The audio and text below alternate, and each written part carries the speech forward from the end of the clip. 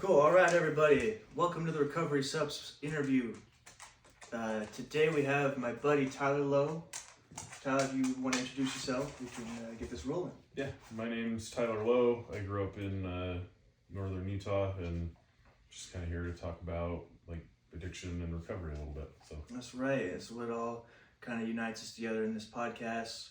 That's kind of what I aim to do, is kind of give a voice to the voiceless and let people have a platform to share their stories and inspire others. So if you get anything from this podcast, be sure to share it with a friend or let other people know. And so what we'll do here is I'll share a little bit about myself because this is the first episode, right? So a little bit about me is my drug of choice for the last, my whole life basically at this point was marijuana. And I had been hospitalized multiple times. Oh wait, no, one time, and had due to psychosis. And when I got sober, I realized, kind of a new way of living that didn't have it was just, I just had a support group and had a lot of friends, and it was a spiritual way of life, and I actually started taking care of myself, and it was beautiful. And so what I aim to do here is kind of let people share their strength with other people that are maybe in active addiction or who are struggling with getting sober themselves, like we all have, relapse is a part of recovery, as well, So, Tyler, thanks for coming on, man. Yeah, dude, it does mean a lot, especially being the first one. So you kind of have a lot of cojones coming on, being number one. So, right on. But we do have a couple of people lined up after this, so it should be interesting to see what everyone says. Right on. Anyways, man, you want to share a little bit about who you are right now, and then maybe we can get into your past a little bit, if you don't mind. And Yeah, so right now I am 15 and a half months, almost 16 months okay, clean and sober. Clean day is January 14th, 2023. It's kind of been an ongoing battle with addiction. I started drinking and smoking weed when I was like 14, and wow. It's just kind of like, I'm 37 years old now, and so in that amount of time, it's just kind of changed and morphed into other things and back to the same things, and it's just kind of been a long process of my life, so it's just kind of, it's been a journey, and getting back to where I am today on this side of it. You feel like you wasted a lot of time, but it's definitely worth it once you get there. So, well, dude, it's like addiction's like a train, like the longer you've been using, it's kind of like the longer the train is. Yeah. Right, and then the more mass it has, so it takes less time, or it takes more time for it to stop. For sure, and I feel the same. The first time I really tried to clean up and like actually went to treatment was in 2019, and so it took me a handful of years before I was introduced to recovery and treatment and certain programs that like it took time. It took time for it to stick, and what it really took for me to achieve any sort of like real clean time that mattered was, the fact that I needed to want it for me, not other people wanting it for me. So okay. I think that probably played the biggest role, is for me to actually get clean, I had to want it. I didn't come back into treatment or into recovery for any other reason than that I wanted it. Yeah. The first time there was a lot of pressure from family and like a girlfriend, and I don't mean it as negative pressure. I think they all wanted what was best for me. I just didn't know what was good and what was bad for me at that time. I was too wrapped up in my own problems, my own addiction. Like, I believe addiction's a very selfish and self-serving disease. Like, we tend to only think about ourselves and like, when the next time when the next time I'm gonna drink, or next time I'm gonna get high, or whatever it is, like, it renders you pretty selfish in everything you do. And so finding a way out of that has been a big plus in my new life, my recovery, and the things that I've been working on to change about myself. Yeah. So that begs the question, do you think that sobriety and getting clean is a choice? Or do you think it's something that's just removed from you? Boy, that is a good question. Yeah. It's a deep one, right? Yeah, so it is. And I don't know that I have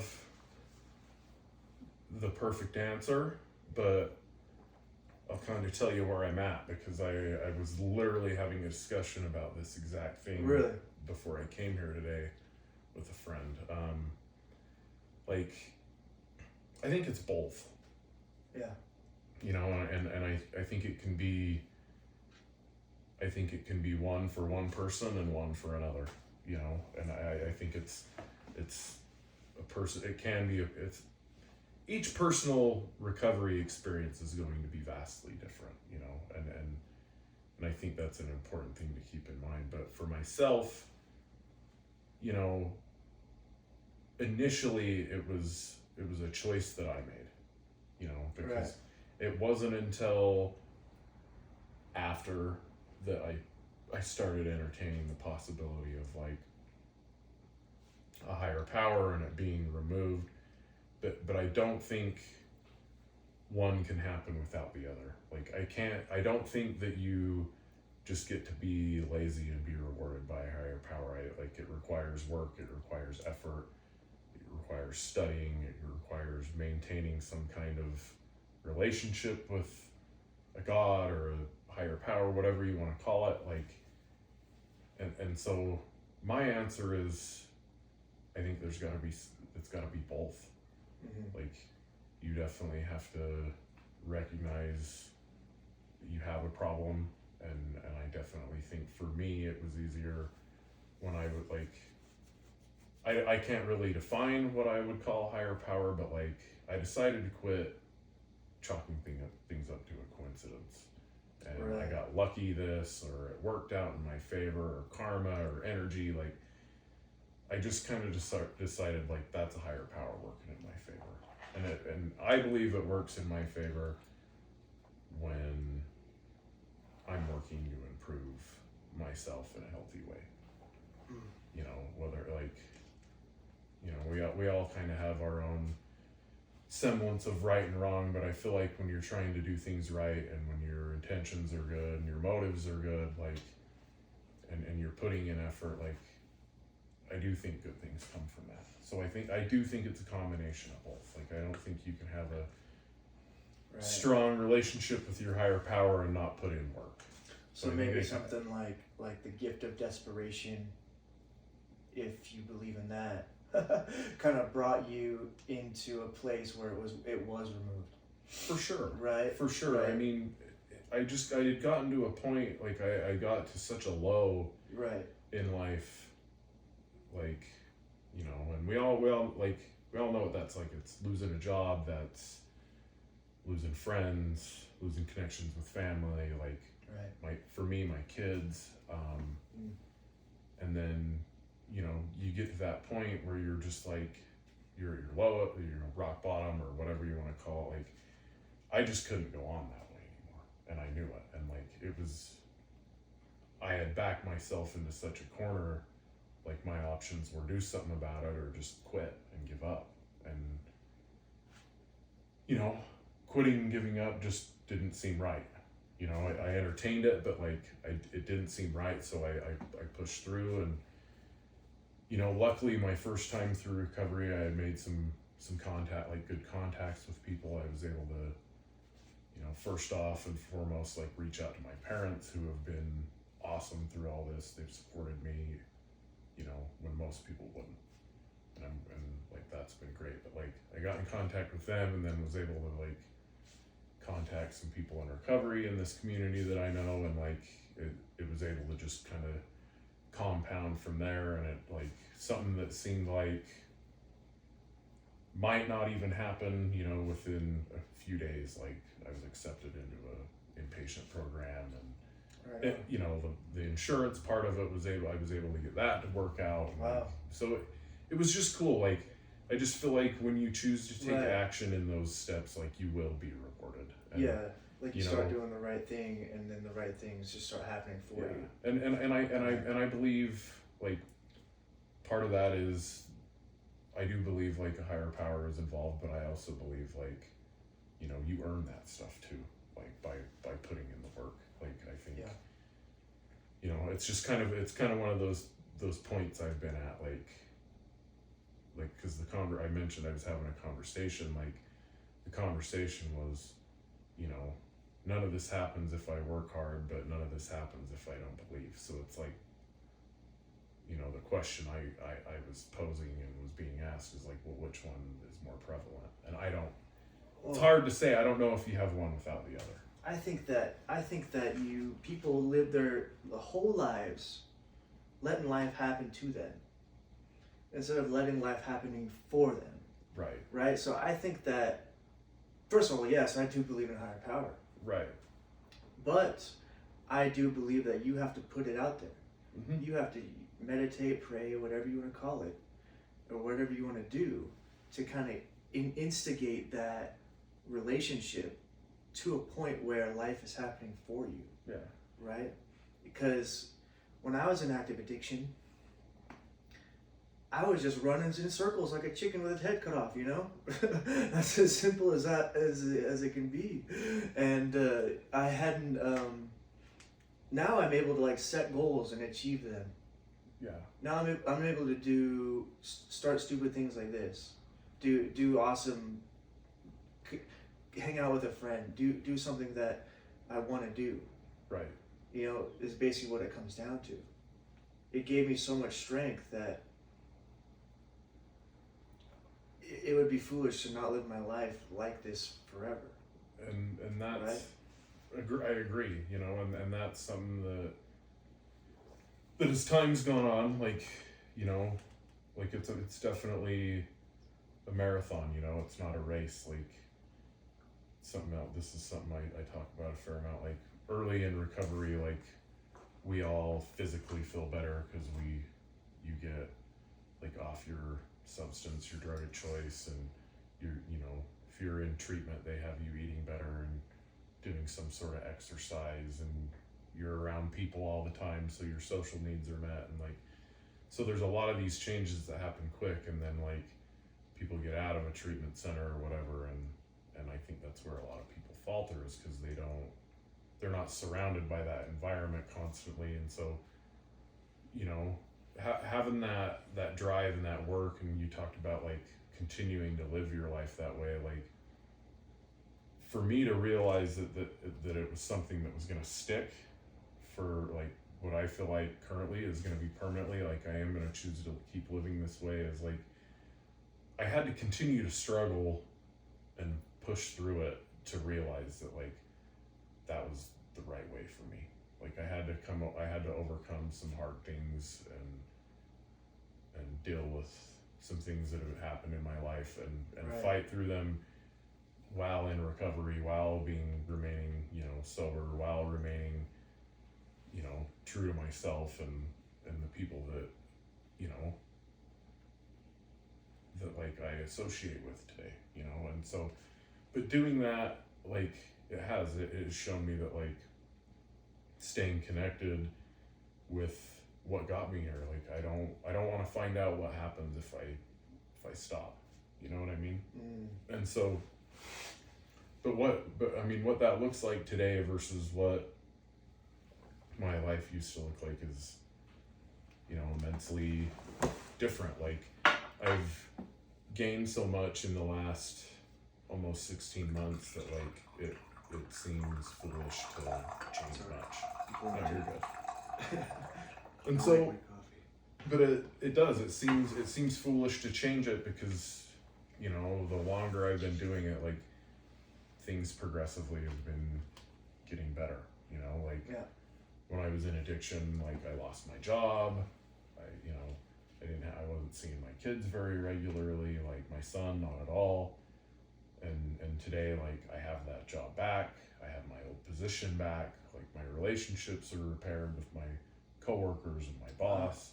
Wow. Like, I see my kids on a regular, both of my kids on a regular basis. I didn't have to go to court for any of it. Like, that's just what happened to me. Like, and I believe it's because I put effort into my life through recovery, like through the things that are taught at the recovery center I went to, and the things that are taught at the, you know, recovery meetings and events and things that I still go to, and like the people that I try and surround myself with. Like, you know, I learned how to do all that through these people, you know, and they all learned to do it through, like, essentially like a 12-step program. Like, we all kind of have been familiarized with it one way or another. And like, my viewpoints on that when I was in active addiction were, I don't believe in God, and I'm not going to do your steps. And like, I told the owner of a treatment center all about it and what I thought of it, and I just was totally closed off, you know, and opening up to it. And actually,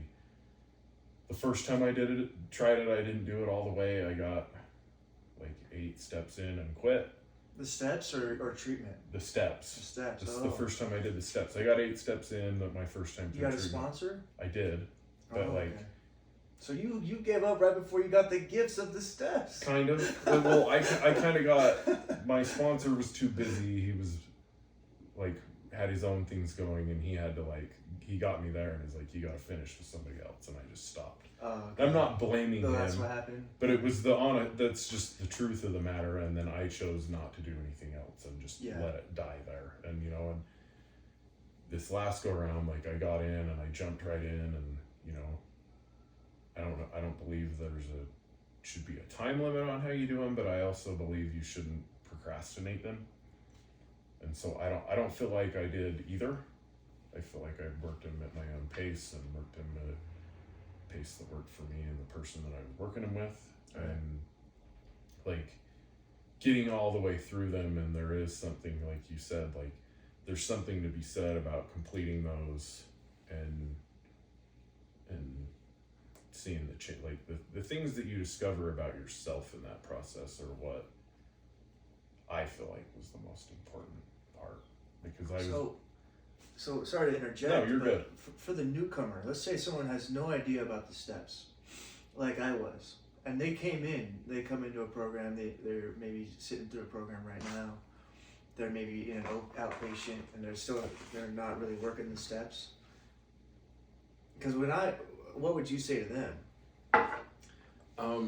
Because what I would say to myself is, I'd say, hey dude, you got to give it a shot. You got to lay this down, because you probably need God more than anyone else. Honestly, because I was terrified of that G word sitting there in the steps. Yeah, I was too. Right? Like, why like I always say, intellectualizing self-doubter. I always thought that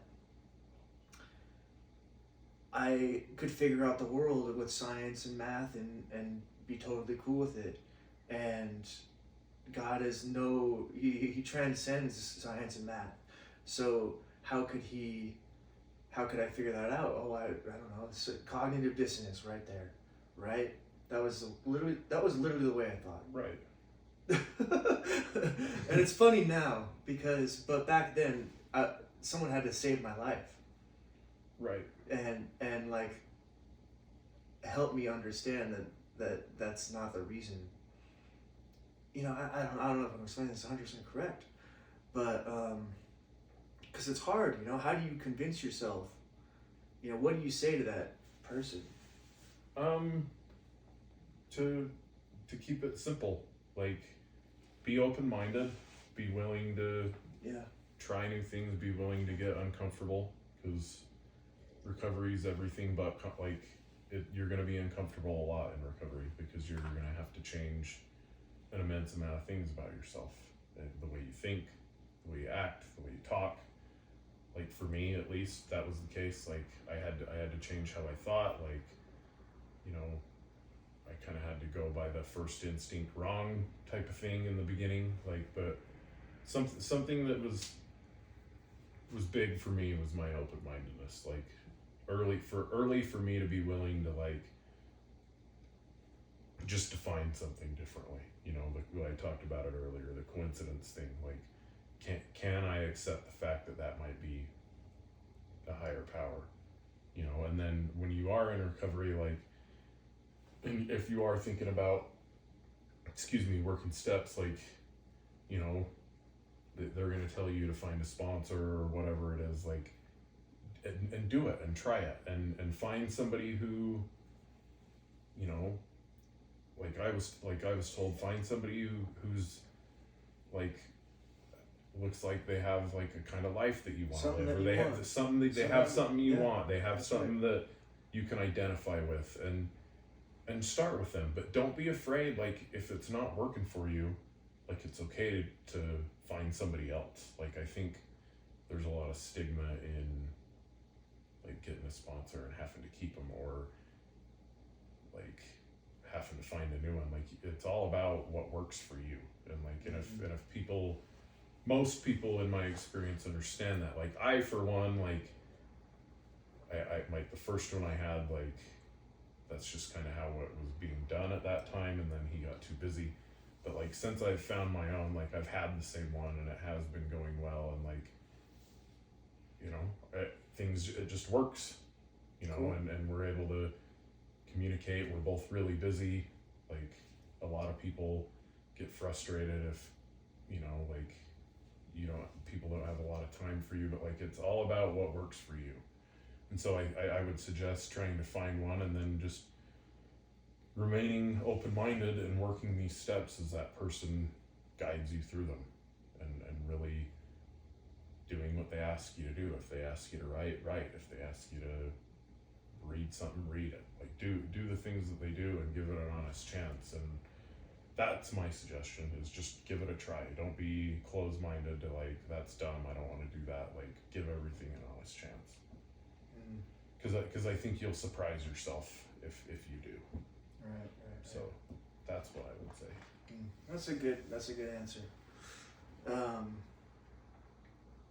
I just think back to when I went in, and oh my gosh, if I could have said something to myself, I don't know if I could say anything that was in my own brain at the time, or because if you see yourself like a time traveler coming at you from the future, you're gonna listen to yourself in the future, right? Right. I don't think I would have. I would have been like, no, you're crazy. And I would have gaslighted myself in the future. That's how crazy I was. for sure, you know, I don't think, like, I know for me, like, when I was in my addiction, or, you know, the first time I came into recovery, like, when I was in my addiction, I was way closed off. Like, when I agreed to go to treatment the first time, I was like, look, I'm gonna have to go do this for 30 days at least. You know, that was, and it turned into more like I ended up doing some outpatient stuff that I didn't plan on the first time, but it just didn't last. Right. You know, it wasn't lasting. Right. But like, you know, I did have some open-mindedness, and even though like the first time I tried it didn't work, like it was planted in my head. Like you're there long enough, like you are gonna remember things. You are going to be taught, but like I said, just having that open-mindedness, because I think when we're all in addiction, I talked about being selfish, we're all closed to our own selfish thoughts and ideas.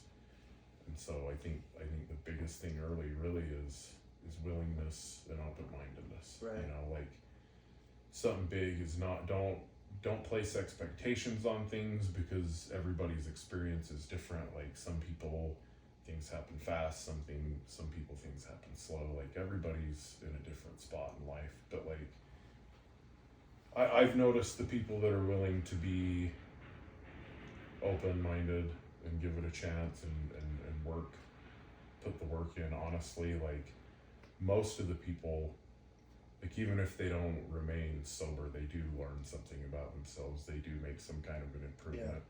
It might not turn into long-term recovery and sobriety, but like it's still an investment in yourself, and nothing, I don't think anything bad's gonna come from it. I don't think you have anything to lose. Yeah, I totally agree. So well, dude, I think so when you went through treatment, how did that process look? I imagine you got some therapy. yes. And introduced you to the steps. Yeah. And then they fed you and gave you a place to you're inpatient, right? Yeah.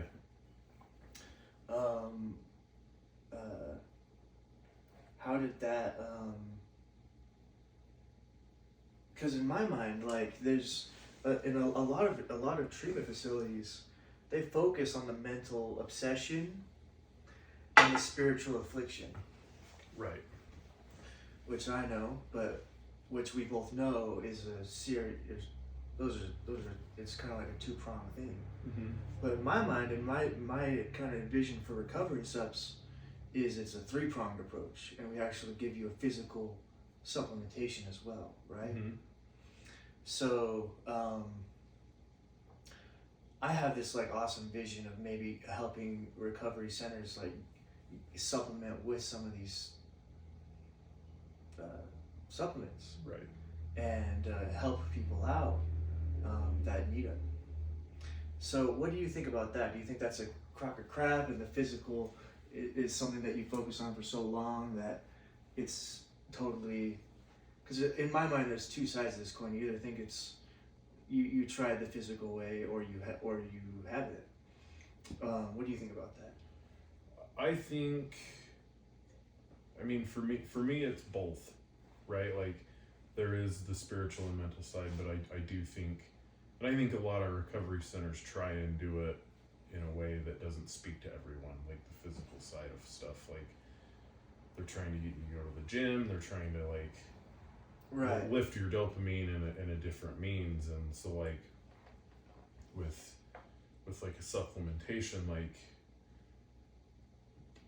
I feel like I would have benefited from it early. Like I didn't start taking it till late, right? Like after a year, but like but being able to notice like what it does, what that has done for me since I've taken it, like and we're talking about tyroserine. Yeah, tyroserine, like and so like noticing what it did for me, you know, this last, it's probably been 2 months. Yeah. Like, and then being able to like objectively think like what might have that done for me early in recovery, because that's my experience with it. That's how I have to view it. Like, I think it would have helped a ton. Like, just because I feel like I've had a greater like clarity of mind. I feel like my memory's gotten better, and I know that there's science behind like the longer you're sober, the better, all those things. But I could feel like a significant jump. No, it is like a cognitive sort of. I don't know how to describe it either. It's kind of like a click in my brain. Yeah, like I just feel. It's like your drive. I've just kind of got an edge to me a little bit when I do take it. Like I feel like I'm more focused. I feel like I do remember things like at work. Like I gotta grab this, or I need to remind this person that. Like I'm on top of that stuff, and in my past I've not been. Like those are all things I would continually, constantly forget. And like I'm just remembering the little things. I'm a little more like. I notice that when I take it and go to the gym, like I have a boost. I feel better. Like I'm a little more driven when I'm there. Right. Like I feel like I have an energy boost, you know. And I think about early in recovery, like I had those moments, like I talked about earlier too, like those moments early on where we have this significant physical shift of, using daily or almost every day or whatever it is, and then we like the 30-day mark, yeah, 60-day mark. Yeah, and then we turn that around and we're in a treatment center for 30, 60, 90 days, 100 days, whatever, however many days, and you string that together and you're feeling good physically, you're eating every day, you're getting out, you're having social interactions, like all this healthy stuff, and like having something to couple with that, like especially like when we're transitioning out of a inpatient facility to an out, like I think that's when it would help, because that's when a lot of people experience like it's back to real life. It's back. Yeah, I gotta pay rent. I gotta get a job. Right. I've got to figure out transportation. I got bills now. Right. Like, so there's all this stuff, and I just think having that edge that I kind of is the way I describe it, like just being sharper, having a bit better memory. Like I feel like my motivation's in a better place. Like I mentioned, like when I go to the gym, I feel like I'm willing to go a little harder. When I'm at work, I just feel a little more put together. Like I feel like my thoughts aren't as scattered. Like I'm able to, so I'm able to just like kind of take things as they come a little better. Like it just, I feel like I've got an edge to me. How many capsules do you take? One. You take one? One in the morning. Wow. If I take more than one, like the times I've taken more than one, I don't feel like it does much more for me, but some, like the one time it gave me a headache, and I don't know if that's why. Right. But I just take one. I take one in the morning, like first thing when I wake up. I just take it with water, and then I'm on with my day. So what I'm hearing is maybe it would be a good idea for a person earlier on in their recovery. I think so. Yeah. I feel like I would have benefited from it. Like, I mean, when I took it, I didn't really have an expectation for it. I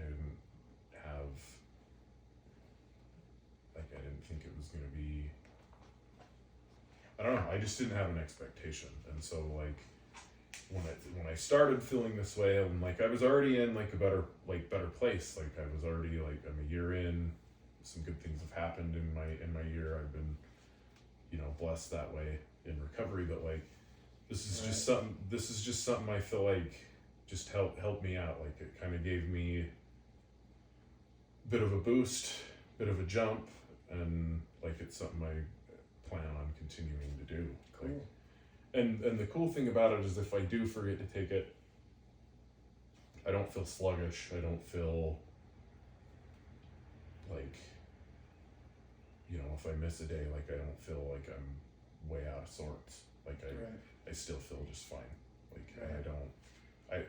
Well, that's right. I would say like, I do notice it because I'm like, I remember that I didn't take it, but I don't really feel like all that much of a downtick. I just know I didn't take it, and it's like, maybe I am a hair less sharp, maybe I am, but I don't really think it's enough that it's like the placebo is working for you in the opposite direction. Yeah. Or something like that. I don't know. I do feel like the more I took it, like it's something that built up with me. Like yes. So if I do miss a day, it's not like I'm. Well, that's what it's all about, dude. Off, the Tyrosine is about giving your body everything it needs for dopamine to be converted regularly. Right. Right. So it's not anything more than that. Yeah. So you're probably at a stable baseline. Right. Right. And you might notice something like, oh, I maybe should take it, or oh, I wish I could have had it before I went to the gym today, or something like that. But I think you're knocking out of the park in life. Like, what's not to enjoy? Yeah. So that's beautiful, man. I'm super happy for that. Yeah, it's been a good thing. I'm glad I gave it a try, because I'm not, especially lately, like I'm not big on pills or supplements all that much, and so like you gotta be wary about it. In science there's two words to define food for things. There's defined and there's complex. So complex would be like, you know, I'm gonna eat a piece of meat and I'm gonna get my tyrosine that way. And defined is like, okay, I'm gonna take a supplement. Yeah. And that's how I'm gonna get my tyrosine that way. Right? But you kind of don't really know what's in that piece of meat 100%. You can't figure it out all the way.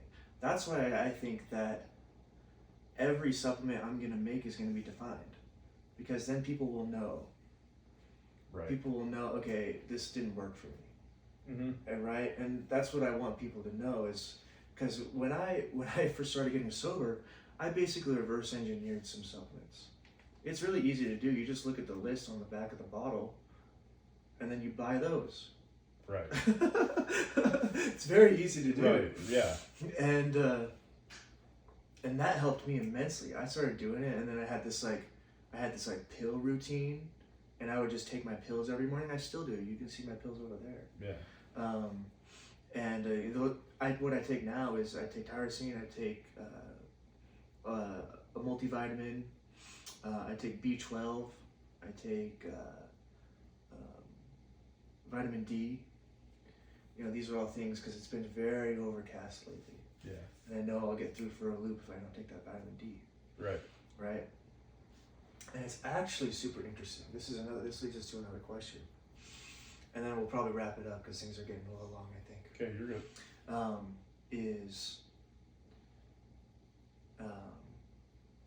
You know, my dad actually has this disease where if he goes out in the sun, he gets sunburns really easily. And because of that, his body doesn't produce the vitamin D. His body doesn't get the vitamin D from the sun. Right. Right? So I think I kind of have that genetic component. So I started supplementing vitamin D. I was like, wow, I feel amazing. Yeah.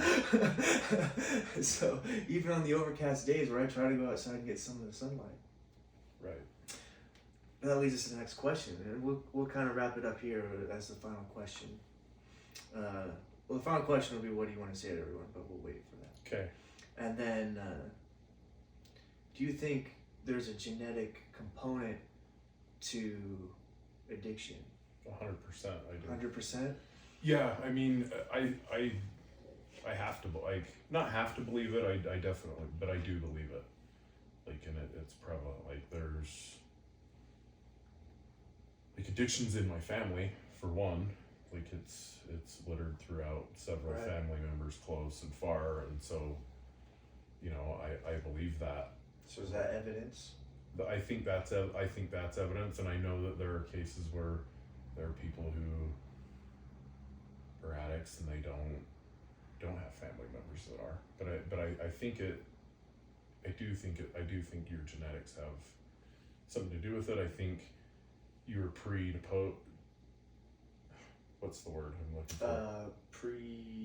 It's like you have you might have conditions that will like make you more prone to addiction is Right. what I'm getting at. Like and I'm not saying I know what all these things are, but I just think I do think that like if your body isn't producing the right amount of things, like, and say you do try drinking or drugs and you're getting, you know, for example, dopamine that way, like when you come off, you're going to lack dopamine. Like it's so people can be born with baseline dopamine deficiency. Yeah, and so like having something to fill that up, it's like, you know, taking a vitamin D or taking a multivitamin. Like some people take magnesium or whatever it is that you're taking, like to if your body is deficient in, like it makes sense to supplement it. Right. You know, like if you know you struggle with it, like why not try it? And then that's my approach. Excuse me, with stuff like this is like I take similar stuff. Like I take vitamin D and I take magnesium and I take, you know, a multivitamin, and the way I eat now, like there's, you know, I think I get enough of the other stuff that it's better, like that it works out, that I don't need to supplement for it. But I don't know, I just think you either have a deficiency or you create one in substance abuse, and you might need something that helps supplement that moving forward. You know, like we've all been in recovery, and you know, we get in and they seem pretty happy to prescribe a lot of medications. And if you're anything like me, like I'm not huge on wanting to take a bunch of stuff that I don't really know a lot about. And so early on for me, like, and I know anxiety and depression and things are real, and like I have a belief that, you know, substance abuse kind of compounds with that. Like whether you have it already, like your substance abuse makes it worse. And I think whether you don't, like with me, like I don't think I have like clinical anxiety or depression, but I was anxious and depressed when I was in substance abuse. Like I think you bring that upon yourself when you're in addiction, and so like and that takes a lot of sight to see that, because a lot of people in active addiction say, oh, can't be the alcohol I'm drinking, can't be the drugs I'm using, unless I need to get on antidepressants, and so and I'm not talking to anyone down on anyone who takes antidepressants, me either, we're just saying that, you know, this actually caused these other symptoms and these other diseases, which is also very fascinating. But like I said, I think the substance abuse compounds it whether you have it or not. I think it brings on anxiety and depression just because of the nature of the disease. And so like for me, where I don't think I have clinical depression, or like I'm not diagnosed with anxiety, like, and they had me on like an anti-anxiety pill because I was anxious and I was feeling it, and I took and so I took it for like, I only took it for 2 weeks and I quit, you know. And so that's why I say, like, early on, having something that might have like boosted dopamine, or if I could find like some vitamins that help me up in like a deficient, like in an area I'm deficient in, like that's something I would have been really interested in, because I wasn't super sold on taking an anti-anxiety med because I didn't believe that I did have like anxiety, like that I should be diagnosed with. That I think I brought a lot of that on myself with my addictive behaviors. So dude, that's super fascinating, Tyler, because I mean, doctors, you know, I think everyone almost struggles with addiction to some degree, but I don't think a lot of them have been through treatment, or, you know, they're not one of us, you know. I get what you're saying, for sure. Someone actually told me that the other day, and I was like, you do not know who I am, do you? So I say that lightly. Yeah, very lightly. Very lightly. So,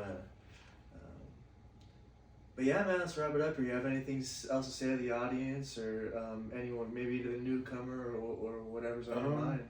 Just kind of echo before, like, if you're in addiction, or you have an addiction and you're on the fence of like trying recovery, whether it's going inpatient or going to like any of the anonymous meetings or whatever it may be, like if you do choose to do it and it's something that you want, like I suggest just being open-minded and really giving it a chance, while you're open-minded, being honest. Like, you know, my experience has been people aren't judgy.